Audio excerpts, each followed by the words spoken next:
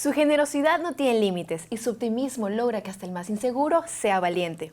Así se refiere Verónica Salomón de nuestra invitada Claudia Salem. Palabras que la definen a la perfección. Y para conocer más de nuestra invitada, veamos la siguiente nota. Una mujer que desde la infancia mantiene una conexión con la naturaleza. Ha hecho más de 10.000 huertos y ha demostrado que la eficiencia e innovación son la clave para conseguirlo todo. Hablamos de Claudia Salem, fundadora de la iniciativa Yo Siembro, y también conocida como la exploradora del amor y la pureza. Es esposa del ex vicepresidente del Ecuador, Otto Sonnenhösner. Conozcamos un poco más de la historia de Claudia.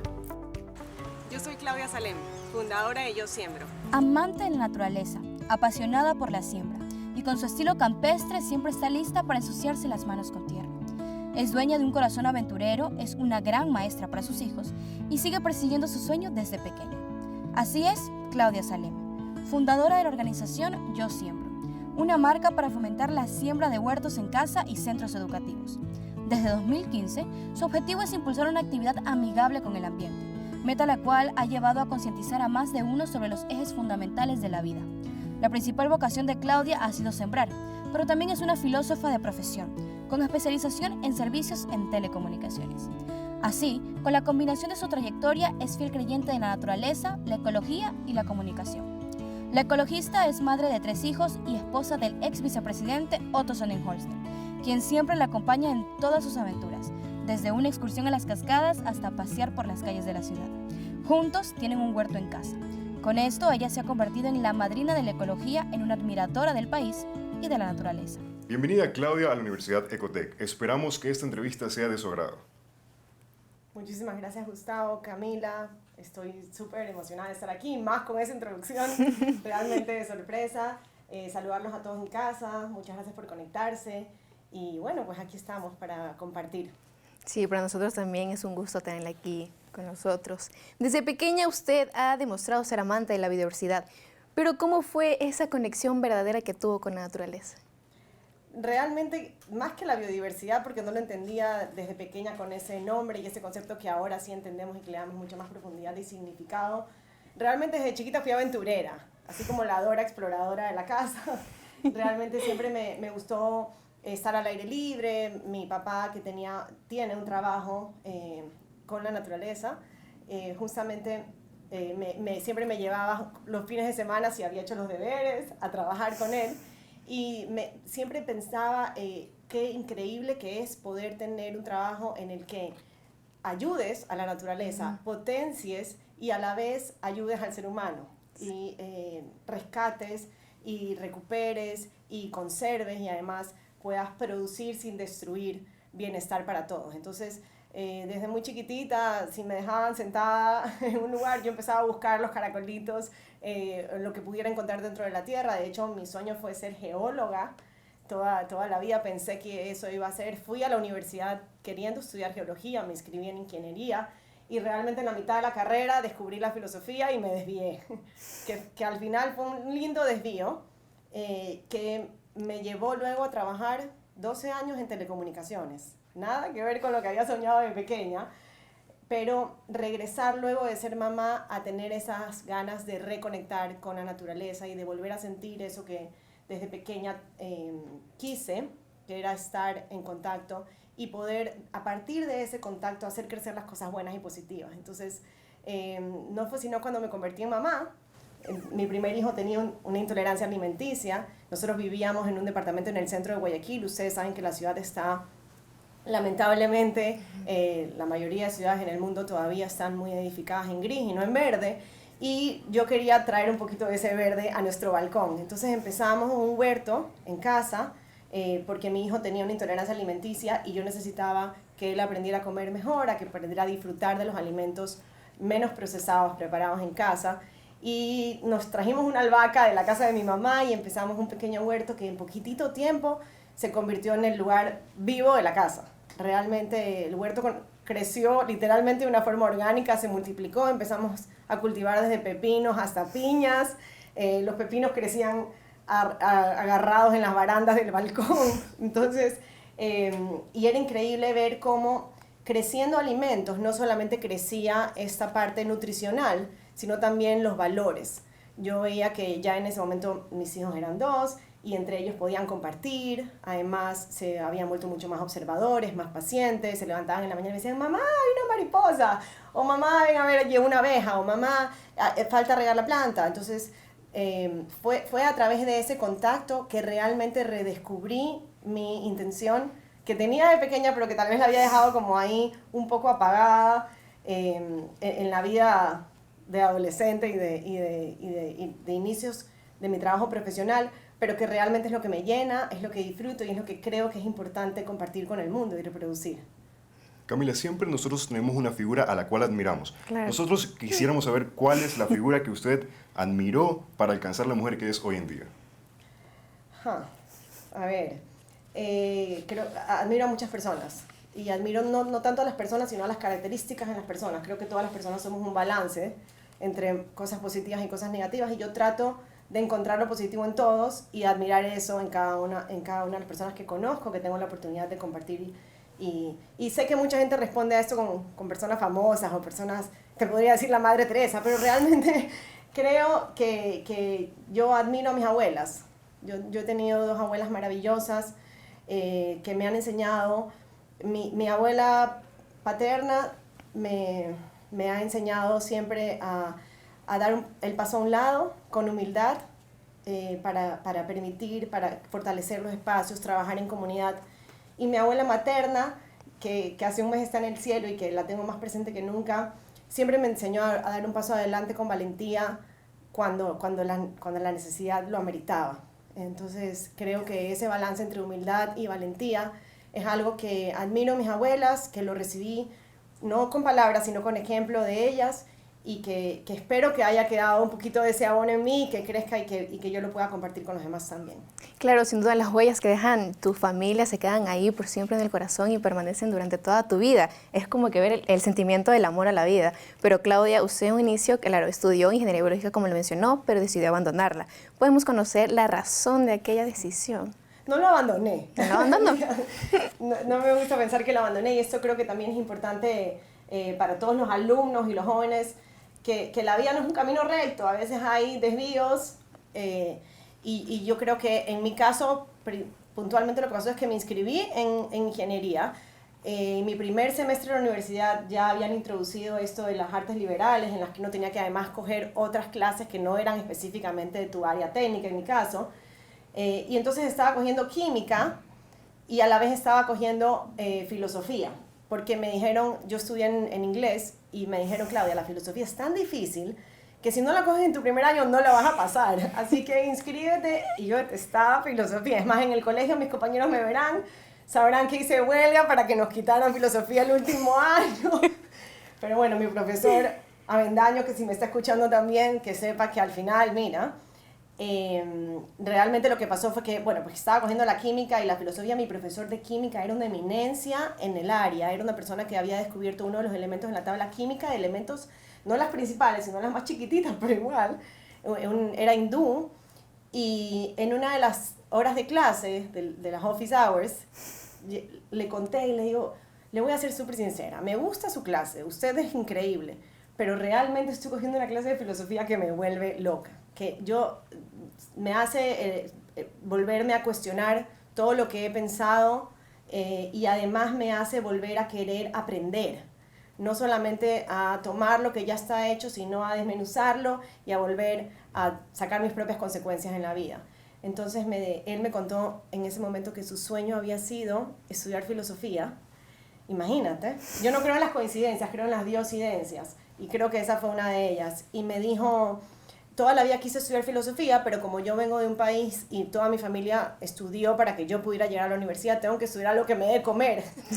Tuve que estudiar algo que me dé de comer y no pude estudiar filosofía. Pero si tú puedes, te recomiendo que lo hagas. Y la verdad es que esa tarde llamé a mi papá, a quien también admiro y respeto y le agradezco, y me dijo, lo que sea que hagas, lo que sea, lo más chiquito, lo más grande, lo vas a hacer bien si lo haces con todo tu corazón y lo haces con todo tu resiliencia y lo haces con todo tu esfuerzo. Así que si vas a estudiar filosofía, yo no tengo ningún problema, solamente quiero saber que vas a ser la mejor. Y bueno, al final sí me gradué con honores, Y además no me impidió conseguir un trabajo, que eso también es importante saberlo. O sea, llegué de graduada y tuve la oportunidad de recibir ofertas de trabajo en colegios que sabían que me había graduado para ser maestra, querían que fuera maestra de filosofía. Y sin embargo, yo quería hacer mi maestría. Me quería ir a estudiar a Grecia en latín. Y entonces dije, no, tengo que coger un trabajo que me dé plata para reunir lo que me falta y poder irme a estudiar la maestría. Y bueno, empecé a trabajar en telecomunicaciones, en un call center.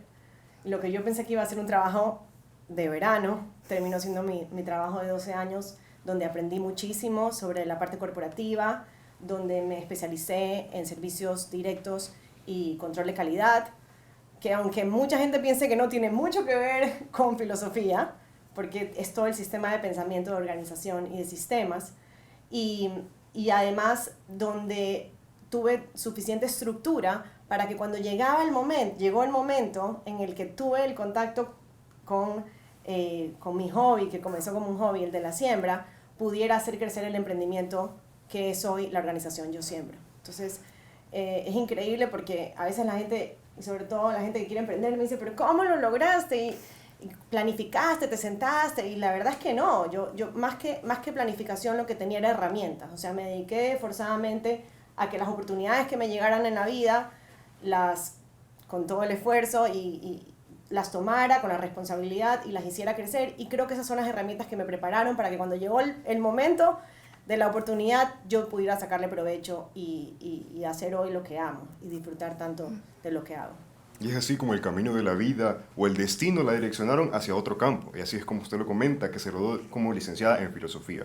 ¿Usted vinculó ambas vocaciones para formar la mujer que es hoy en día?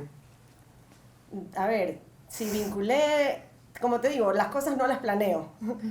Yo más que planificar, intento vivir en el presente y todo lo que hago, hacerlo con mucha responsabilidad, aceptar cada momento como una bendición que lo es y tratar de sacar el mejor provecho de cada oportunidad. Entonces, yo sí creo que cada uno de nosotros es una semilla, ¿ya? Como semillas dentro de nosotros hay diferentes cosas que tienen que germinar, pero las semillas no germinan donde no hay esfuerzo. Y no sé si esta es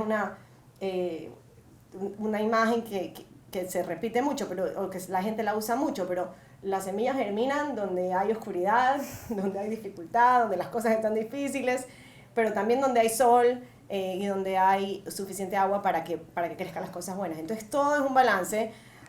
No te podría decir si eso se ve reflejado en la mujer que soy hoy, ojalá que sí, pero la mujer que soy hoy no es la de ayer y tampoco es la de mañana. Así que si algo he aprendido en la vida es que el éxito está en el esfuerzo, y trato de esforzarme cada día. No me dedico tanto a ver lo que ya hice o lo que puedan decir de mí, aunque tengo que agradecerle a Vero por decir esas palabras tan lindas, además por su amistad de todos los días, pero realmente es eso, trato no enfocarme en las palabras, sino en mis acciones. Sus padres la apodaron como Dora Exploradora de la casa. ¿Qué aventuras recuerda usted de su niñez? Uf.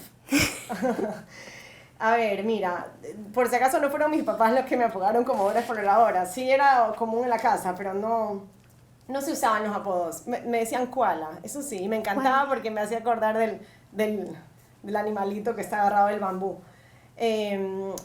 Anécdotas, mira, te puedo decir que las cosas más lindas que recuerdo son las vacaciones en la playa, cuando pasábamos de sol a sol, metidos en el mar, comiendo prácticamente arena y revolcándonos en las olas. Creo que esas son las cosas más lindas que recuerdo y que además anhelo que nuestros niños puedan vivir. O sea, los niños que puedan vivir en esa libertad, en esa paz y en esa conexión con la naturaleza. Y creo que una de esas formas es justamente permitirles a los chicos tener más de estas anécdotas que hoy lamentablemente son muy digitales y muy de pantalla, y sin quitarle la importancia que tiene la telecomunicación. Yo soy fiel creyente en el poder de la telecomunicación, pero creo que es importantísimo no solamente la inteligencia artificial, sino la inteligencia natural.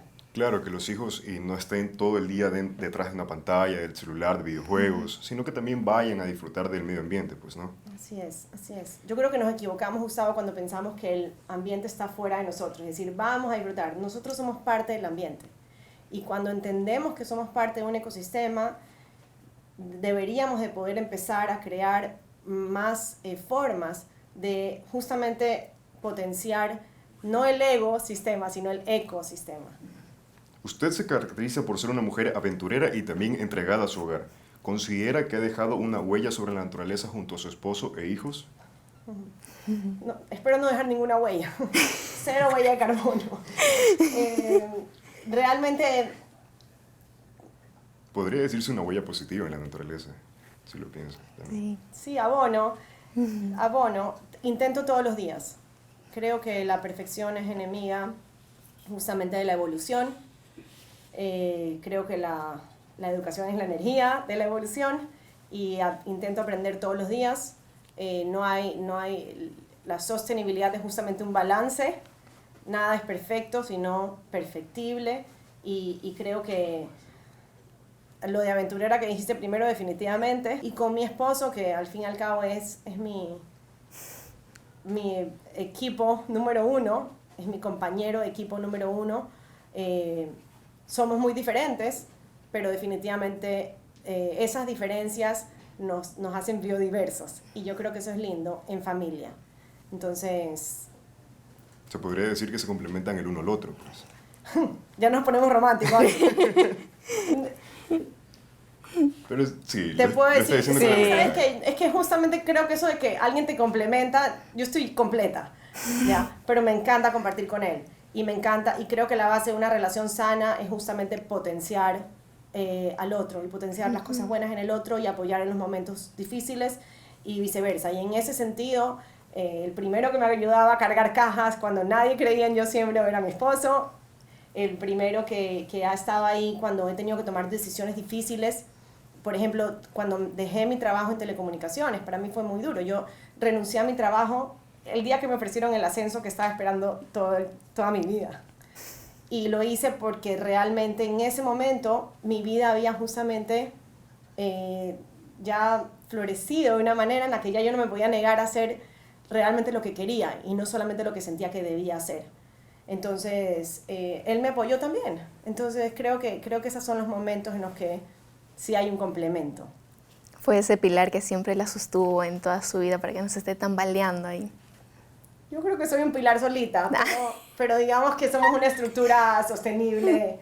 Y más que, ¿sabes qué? Más que pilares somos bambú. Yo creo que esa analogía también es importante en la vida. O sea, no se trata de ser rígido y de que, sino más bien estar bien plantado con buenas raíces y cuando crece el bambú ser suficientemente flexibles cuando llega el viento, cuando pasan las tormentas y volverse a parar erguido y seguir creciendo y seguir compartiendo lo que uno aprende y lo que uno crea para el bienestar de todos. Sigamos conociendo a Claudia Salem. Para eso daremos paso a nuestro siguiente segmento, Desafíos. Menos miedo, más amor, más acción. Con este lema de nuestra invitada damos paso a este espacio. En Desafíos seguiremos dialogando con Claudia, quien con su iniciativa Yo Siembro ha cosechado educación y conciencia sobre el cuidado del medio ambiente. Nuestro ecosistema guarda la sabiduría y la solución a muchos problemas. ¿De dónde nace Yo Siembro? ¿Qué dificultades presentó durante su creación? Cami, Yo Siembro nace en mi corazón, pero realmente es fruto de algunas circunstancias. Cuando siempre, como conversábamos antes, he sentido esta conexión natural con el ambiente y estas ganas de explorar y de aprender. Pero cuando me convertí en mamá, realmente sentí la necesidad de hacerlo. Mi hijo mayor tenía una intolerancia alimenticia, en ese momento no se conocía muy bien, hoy es muy común, es el tema del gluten, y ya empezaba a ir al kinder. Y entonces en el kinder veía las loncheras de los compañeros, que eran mucho más coloridas y animadas que las de la comida, de lo que él comía, porque eran productos empacados, y él no podía comer esos productos. Entonces él iba con su sanduchito sin gluten preparado por su mamá y abría el otro un empacado de todos los colores. Entonces, realmente yo sentí que necesitaba crear algo, un espacio en el que él pudiera conectar con los alimentos de una manera más saludable, más divertida y que además pudiéramos como familia disfrutar del proceso, ¿no? Entonces empezamos, como te contaba, con una albahaca que trajimos de la casa de mi mamá. A mi mamá siempre le han gustado las plantas, eso es algo que no conté, pero yo nací sietemesina, pesaba 3 libras cuando nací, y mi mamá se quedó, para que yo no tuviera que estar en cuidados en la clínica, hizo lo que se llama bebé canguro conmigo, casi durante un mes, en un pequeño patio interior que teníamos en la casa que era como un invernadero. Así que de alguna manera yo crecí los últimos meses que me tocaba, que debería haber estado en la barriga de mi mamá, los crecí con mi mamá en medio de las plantas.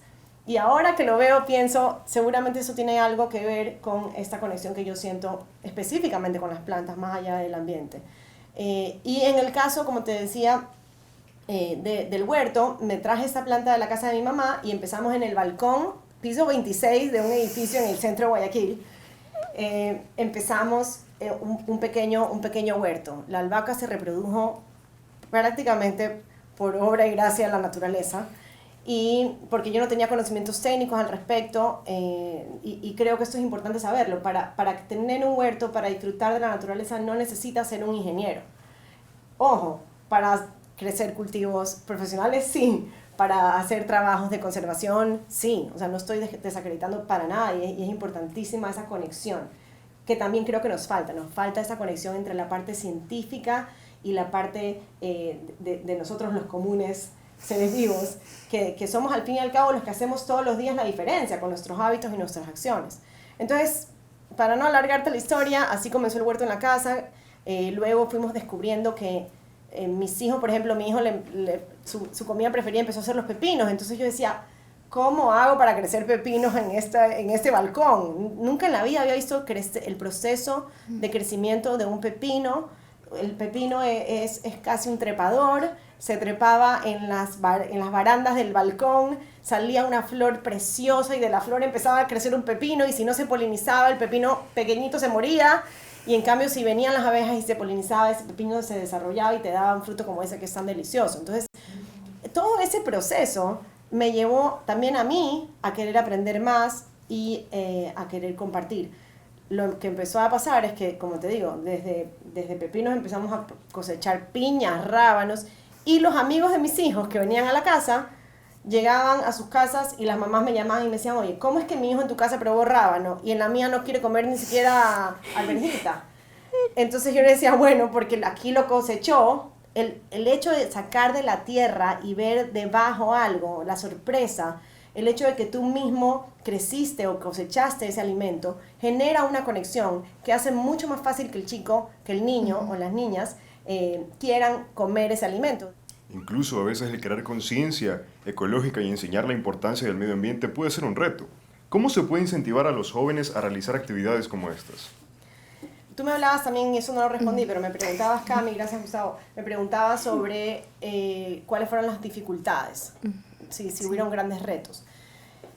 Pienso que en todo emprendimiento hay retos, y depende del ámbito en el que te desarrolles, vas a encontrar desde los más difíciles hasta los más imposibles, porque no hay fáciles. Pero yo creo que todo comienza contigo mismo. En el momento en el que yo comprobé que esto funcionaba, no había quien me pare en compartir y querer multiplicar el bienestar que esto produce. Entonces, creo que el principal reto es uno mismo, creer en ti y además hacerlo por las razones correctas, buscar dentro de ti por qué lo estás haciendo realmente. Muchas veces hoy en día, sobre todo en las redes sociales, puede parecer que todo es muy bonito y en el fondo no es así. Pero eso me lleva un poco a contestar también tu pregunta, Gustavo. Inicialmente hay mucho desconocimiento. El peor problema hoy en día, pienso yo, es la falta de comprensión real por esta desconexión que tenemos con la naturaleza. Hay muchos términos técnicos, hay muchos informes de la ONU, cosas muy alarmantes, y además hay poco capacidad de acción individual. Y como además nos desinflamos porque no podemos hacer mucho, pensamos, no hacemos nada. Entonces creo que uno de los principales problemas es la indiferencia, y ese es uno de los principales retos, y volver esa indiferencia, más bien transformarla en una capacidad de acción diaria, donde al fin y al cabo el primer beneficiado en ayudar al ambiente eres tú, porque tú eres ambiente. O sea, nosotros somos, es más, compartimos muchos de los nutrientes con las plantas, los mismos nutrientes.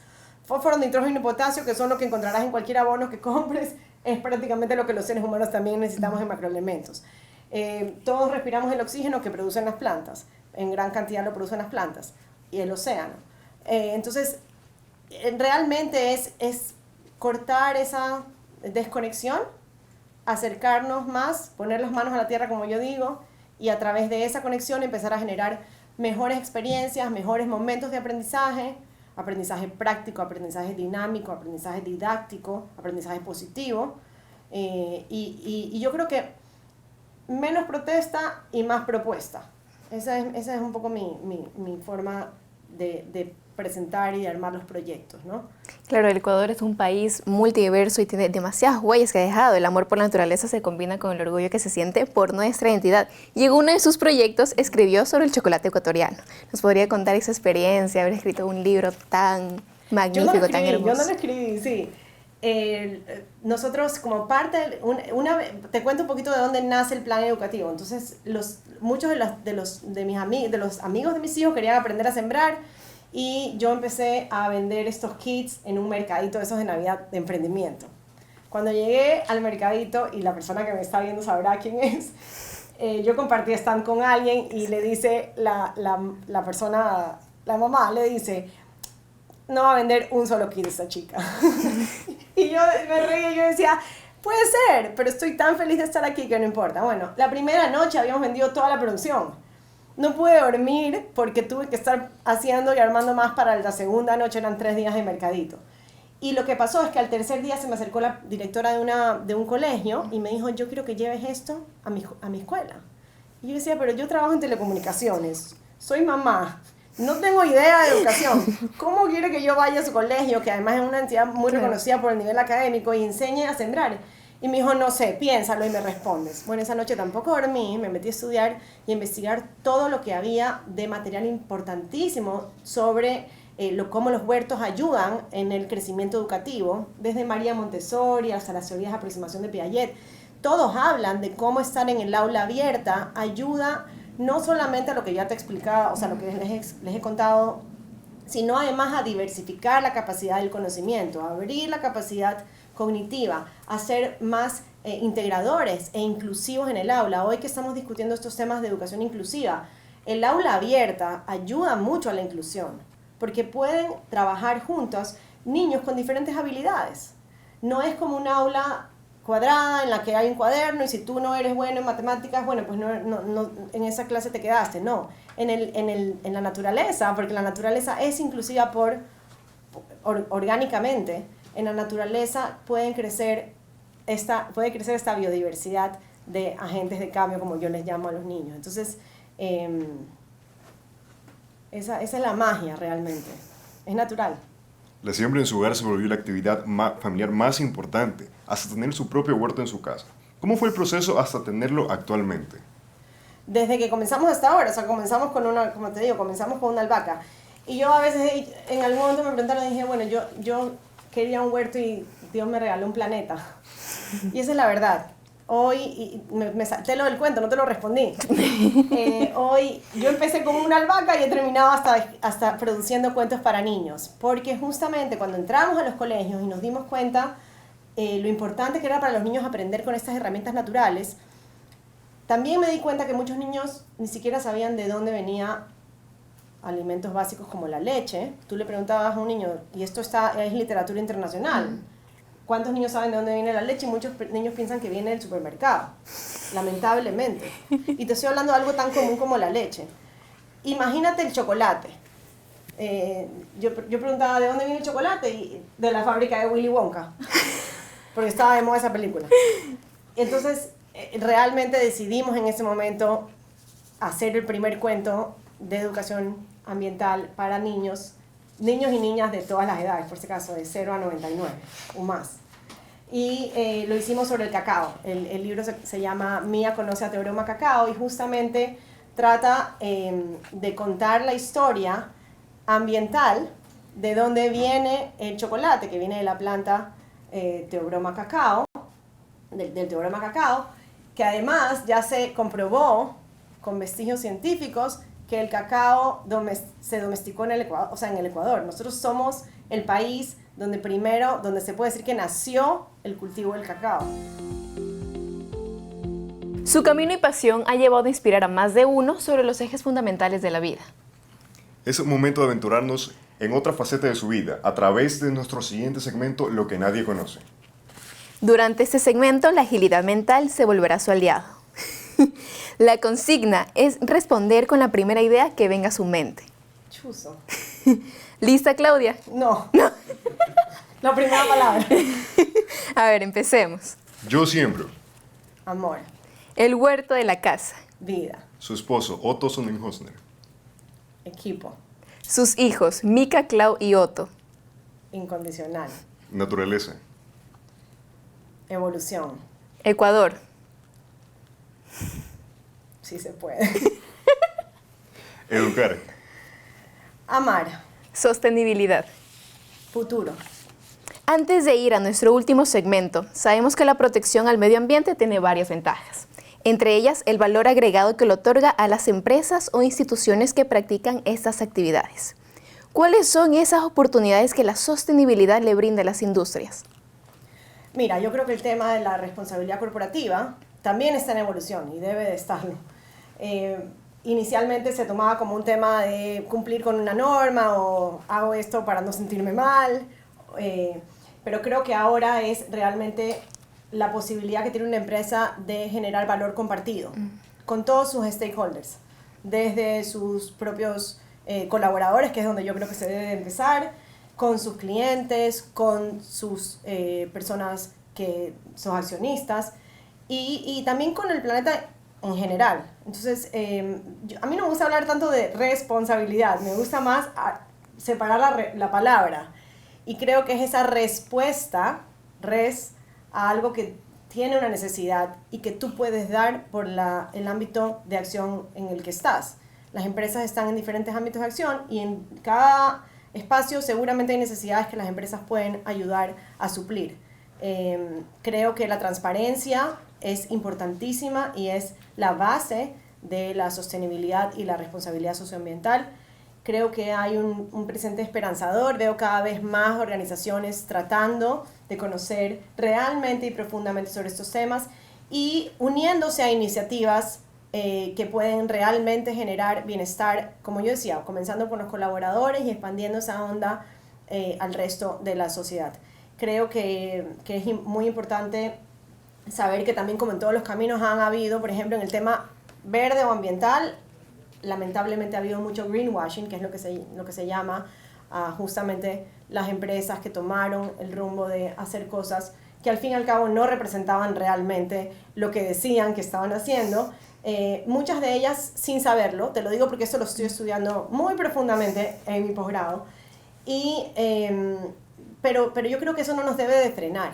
Yo creo que la buena voluntad tiene que sobrepasar y al fin y al cabo todos estamos buscando lo mismo, una mejor evolución en todos los sentidos, un bienestar más amplio. Entonces creo que hay un espacio muy bonito para trabajar en temas de responsabilidad socioambiental. He podido trabajar con empresas que realmente tienen su corazón puesto en este tema. Muchos de nuestros cuentos de niños han sido apoyados por empresas como esta. Me llevo a veces las sorpresas más lindas. Justamente este fin de semana un grupo de abogados, no voy a decir el nombre, pero que espero que me estén viendo, decidió apoyar uno de nuestros cuentos hace 2 años. Y yo siempre, como parte del programa, los colaboradores en la empresa son los primeros en que tienen que recibir el cuento y poderlo disfrutar. Pero además queda un remanente y habían hecho una junta de abogados a nivel de Latinoamérica en Galápagos y les habían dado los cuentos como parte de la bienvenida. Y me decía, es increíble, pero lo que la gente más apreció es el cuento, y era el de Alexander. Estaba en Galápagos, conocer la historia de Alexander, luego Darwin, y saber la importancia del Ecuador. Entonces, además de que a través de todos estos proyectos, nosotros, la utilidad de estos proyectos va dirigida específicamente a nuestros programas comunitarios. Uno de los principales es el programa Yo Siembro Ahora, que siembra educación a través de huertos en escuelas de espacios vulnerables o en zonas comunitarias de espacios vulnerables y escasos recursos de nuestro país. Tenemos un programa muy lindo en Monte Sinaí. Hemos trabajado con la comunidad de mujeres Guaurani en la Amazonía, en un proyecto muy lindo que se llama Reverdecer la Amazonía, que tenía como principal objetivo la restauración y la reforestación de las chacras que tienen ellas en sus espacios, en sus casas. Estamos hablando en la selva, en la Amazonía, y realmente, y así han habido muchos otros proyectos en los que yo creo que lo importante es tejer, ¿sabes? Es hilar, es unir, es hacer puentes, para que justamente las intenciones de uno puedan llegar a las necesidades del otro, a entregar las necesidades del otro y así crear realmente una espiral, no solamente una economía circular, sino una economía en espiral de evolución. La vida no es como te la pintan, sino de la manera como decides colorearla. Nosotros queremos saber de qué manera Claudia dibujaría su vida. Por favor, plásmelo en una pizarra. Por si acaso, afuera de cámaras dije que esto parecía más una sesión de psicoanálisis que entrevista, no estaba preparada.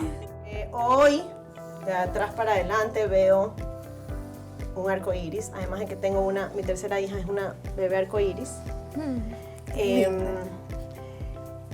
Creo que, si bien es cierto, ha habido mucha luz en mi vida gracias al sol.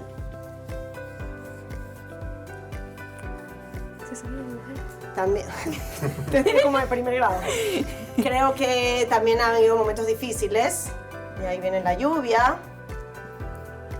pero esa lluvia ha hecho no solamente que yo pueda crecer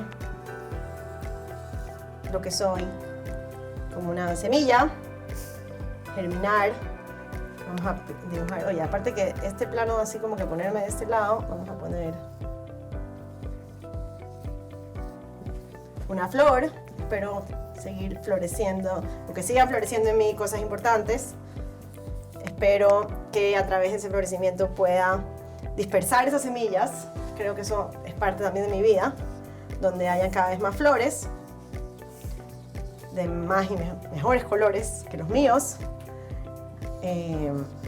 y que eso atraiga también a muchos polinizadores como las abejas y las mariposas. Nosotros en Yo Siembro Ahora creemos que la educación por polinización es un término que hemos medio inventado, es clave para el desarrollo de buenos conceptos. Y al final creo que el tema del arcoíris define que no importa lo que te pase, sino cómo haces que eso pase a través de ti. Y creo que eso es lo que nos enseña el arcoíris, que la luz, al fin y al cabo, cuando pasa a través de un prisma, se convierte en diferentes colores y que todo depende de lo que tú hagas, de tu capacidad de acción, para que pintes el mundo de un color diferente y también para que lo veas y lo disfrutes de esa manera. Así que espero que esa sea mi vida. También han habido nubecitas, pero lo importante es que hoy puedo disfrutar y puedo también continuar sembrando con esfuerzo el mundo que quiero y en el que creo. Gracias, Claudia, por dejarnos permitir descubrir un poco más de ti y sobre todo tu camino. Sin duda nos dejaste un muy valioso aprendizaje. Gracias, Cami, a ti, a Gustavo, por esta experiencia. Les traje unos regalitos que espero que se queden aquí en la universidad, unas plantitas para que también les permitan a ustedes continuar este aprendizaje, esta exploración y sobre todo esta expansión de cosas positivas. Muchas gracias a todos ustedes en casa. Recuerden que todos podemos sembrar un mundo mejor con un poco de sol, agua y amor, y que si quieren más consejos sobre siembra y además unirse a nuestra comunidad, está Yo Siembro en Instagram, en YouTube y ahora también en TikTok. Claro que sí, Claudia, y así como usted dijo, seguir floreciendo. Y también agradecerle a todos nuestros seguidores que nos acompañan en cada emisión de Expertise.